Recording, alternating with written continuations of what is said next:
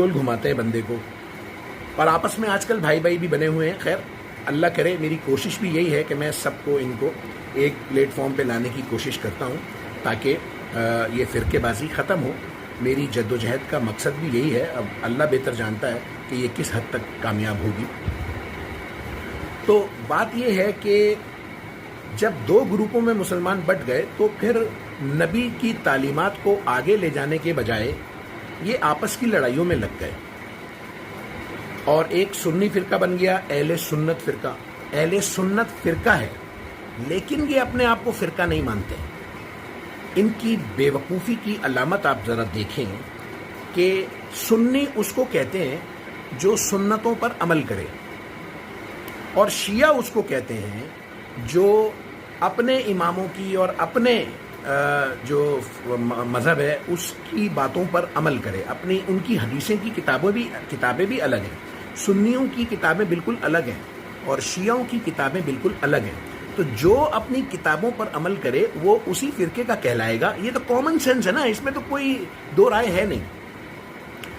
اب یہ جو سنی ہے نا، اہل سنت والجماعت کے لوگ، یہ اپنے آپ کو فرقہ نہیں مانتے. یہ فرقہ فری سمجھتے ہیں اپنے آپ کو، اور یہ اپنے آپ کو حقیقتاً اوریجنل مسلمان سمجھتے ہیں. یہی کام شیعہ بھی کرتے ہیں. شیعہ بھی جو ہے نا وہ اپنے آپ کو تو مسلمان سمجھتے ہیں اور بہت ہی قریب سمجھتے ہیں، اور اللہ تعالیٰ کے پیغمبر کے گھر کا حصہ سمجھتے ہیں اپنے آپ کو.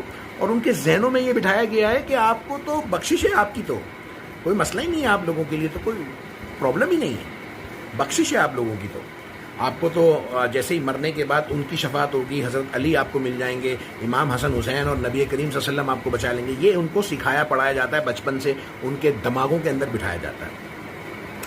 تو وہ بھی اپنے آپ کو مسلمان سمجھتے ہیں، اور یقیناً جو اپنے آپ کو مسلمان کہے تو وہ مسلمان ہوتا بھی ہے. لیکن اللہ کے نزدیک فیصلہ ہوگا کہ کون مسلمان ہے اور کون نہیں، کیونکہ قرآن کے مطابق تو یہ سب ایک ہی سکے کے سب ایک ہی رخ ہیں. یہ آپ کوئی بھی فرقہ لے لو، اہل سنت لے لو، آپ شیعہ لے لو، آپ دیوبندی لے لو، بریلوی لے لو، بوری لے لو، قادیانی لے لو، جو بھی لے لو، یہ سب ایک ہی طرح کی جو ہے نا وہ چیزیں ہیں، مگر نام الگ الگ ہیں. جیسے کہ انسان ہوتے ہیں، ہوتے سب انسان ہیں، لیکن کسی کا نام شہزاد ہوتا ہے، کسی کا نام آصف ہوتا ہے، کسی کا نام عامر ہوتا ہے، کسی کا نام علی ہوتا ہے.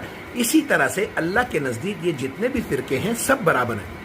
تھوڑا تھوڑا ان کے اوپر فرق ہو سکتا ہے اوپر نیچے، لیکن اللہ کے نزدیک سب شرک کے زمرے میں آتے ہیں.